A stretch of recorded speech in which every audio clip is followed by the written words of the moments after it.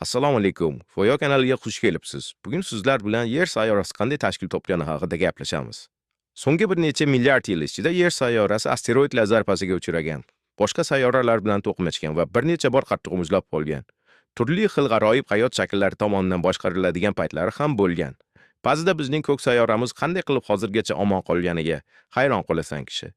Ammo agar biz Yer tarixiga tezkor sayohat qilishni istasak, unda ishni juda uzoq o'tmishdan, to'g'rirog'i, taxminan 4,5 milliard yil oldindan boshlashimiz kerak. Quyosh tizimi zich yulduzlararo gaz va chang bulutidan hosil bo'lgan. Bu bulut aylanuvchi diskga aylangan va asta-sekin qizib, harorat ko'tarila boshlagan. Nihoyat, vodorod geliga aylangach, quyosh paydo bo'lgan. Ana shunday qilib bizning yulduzimiz tug'ilgan. Uning ortidan esa chaqaloq Yer sayyorasi ham shakllana boshlagan. Quyosh tug'ilgach, diskning eng chekka qismlarida joylashgan materiallar bir joyga yig'ilib, sayyoralar va ularning yo'ldoshlariga asos bo'ladigan kichik jismchalarga aylandi. Ular tobora kattalashib, doiraviy shaklga kela boshladi.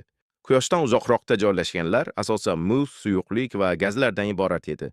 Yaqinroqdagi esa tog' jinslardan iborat bo'lib, ular Mars va Yer kabi ichki sayyoralarni hosil qildi. Yosh Yer juda faol, ayniqsa vulqonlar jihatdan juda harakatchan edi. Undan vodorod sulfidi, metan va karbon angidrid kabi gazlar ajralib chiqardi. Bu gazlar Yerdagi birinchi atmosferani tashkil etgan. Dastlabki Yer doimiy ravishda ulkan asteroidlar va kometalar tomonidan bombardimon qilinardi. Keyin esa yanada dahshatliroq voqea yuz berdi.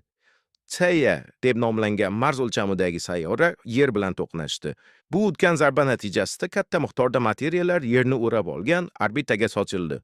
Og'irlik kuchi ularni birlashtirdi va hozirgi oyni shakllantirdi. Bu paytda Yerda hali okeanlar yo'q edi. Butun suv bu holatida edi. Ammo taxminan 308 milliard yil oldin Yer yetarlicha sovib, suv suyuq holatga keldi. Natijada Yerda birinchi ibtidoiy okean paydo bo'ldi va u sayyorani haqiqiy suv dunyosiga aylantirdi. Suv hayot yaratilishi uchun asosiy tarkibiy qismdir. Shunday ekan, bu muhitda 307 milliard yil oldin Yerda hayot paydo bo'ldi. Dastlabki hayot shakllari mikroskopik organizmlar edi. Ammo ular orasidan ba'zilar keyinchalik butun Yerni o'zgartirib yuboradi. Yer uzoq vaqt suv bilan qoplangan bo'lib qolmadi. Tez orada qadimiy okeanlardan birinchi quruqliklar, kratonlar paydo bo'ldi. Quruqlik ko'paygan sari birinchi super qit'a, Valbara shakllandi. Biroq bu haqiqiy super qit'a emas edi. Olimlar uni Avstraliyadan ham kichikroq deb hisoblashadi. Taxminan 2,4 milliard yil oldin Yerda sianobakteriyalar paydo bo'ldi va ular birinchi fotosintez qiluvchi organizmlar sifatida tanildi. Nihoyat, Yer atmosferasida kislorod hosil bo'la boshladi. Bu esa sayyorani yanada yashashga yaroqli qilgan. Ammo bu bilan hamma narsa tugamadi. Kislorod miqdori oshishi bilan karbon angidrid kamaydi.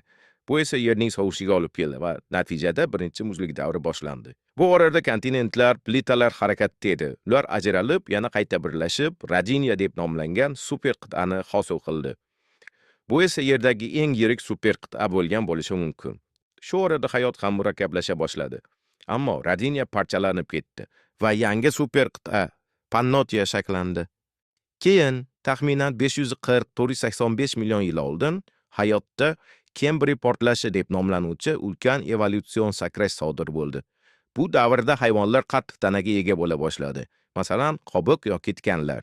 Eng mashhurlari esa g'alati ko'rinishga ega trilobitlar edi.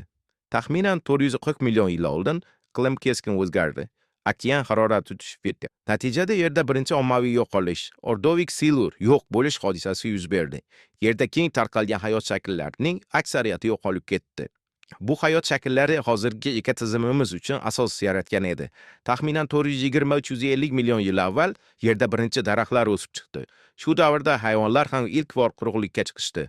250 million yil oldin Yer yana bitta katta super qit'a Pangeya bilan qoplandi. Ammo aynan shu davrda tarixdagi eng dahshatli ommaviy yo'qolish, buyuk qirilib ketish ro'y berdi. Katta miqdorda issiqxona gazlari ajralib chiqishi va global isish natijasida Yerdagi turlarning 90% yo'q bo'ldi. Ammo bu halokatli yo'qotish keyingi hayvonlar to'lqinining evolyutsiyasi uchun yo'l ochdi. Taxminan 240-230 million yil oldin birinchi dinozavrlar paydo bo'ldi. Ular keyingi 150 million yil davomida quruqlikni boshqardi. Agar siz o'sha davrda bo'lganingizda, ehtimol gigant sauropod argentinozavrga duch kelgan bo'lardingiz. Bu Yer tarixidagi eng yirik quruqlik hayvoni yoki ehtimol eng mashhur yirtqich Tyrannosaurus Rex'dan qochayotgan bo'lardingiz. Bu orada Pangeya ham bo'linib, hozirgi biz bilgan qit'alarga aylana boshladi. Ehtimol bu hikoya qayerga borishini siz allaqachon bilasiz. 66 million yil oldin Yerni ulkan asteroid urib ketdi. Bu hozirgi Meksika hududiga to'g'ri keladi. Zarba natijasida havoga juda ko'p chang va kul ko'tarilib, quyosh nurlarini to'sib qo'ydi. Iqlim keskin o'zgardi va natijada dinozavrlar butunlay yo'qolib ketdi. Keyingi davrda esa suv temizuvchilar keng tarqaldi. Taxminan 6 million yil oldin Yerda eng qadimiy odam ajdodlari Sahelanthropus paydo bo'ldi. Ular hali to'liq tik yurmagan bo'lishi mumkin. 4 million yil oldin odamzod tik yura boshladi. Oradan 1 million yil o'tib, ular ilk oddiy qurollarni yasashdi. Ular bilan narsalarni sindirishardi. Taxminan 800 ming yil oldin insonlar olovni boshqarishni o'rgandi. Bu esa ularga ovqat pishirish va sovuqdan himoyalanish imkonini berdi. Miya faoliyati tezroq rivojlana boshladi va inson atrof muhit hamda bir-biri bilan o'zaro murakkab munosabatlarni o'rganib bordi. Keyin taxminan 40 ming 15 ming yil oralig'ida Homo sapiensdan boshlab barcha inson turlari yo'q bo'lib ketdi. 10 ming yil oldin esa Yerda dehqonchilik boshlandi. Ilgari ko'chmanchi bo'lgan odamlar joylashib, bir joyda yashay boshladi. Keling endi zamonamizga yaqinlashamiz. Taxminan 350 yil oldin sanoat inqilobi yuz berdi. Bu inqilob texnologik, iqtisodiy, madaniy sohalarda katta o'zgarishlar olib keldi. Qishloq xo'jaligiga asoslangan jamiyatlar sanoatlashgan shaharlarga aylandi. Insoniyat soni tez o'sdi. 1804-yilda biz milliard kishiga yetdik. 1927-yilga kelib bu raqam 2 milliardga yetdi.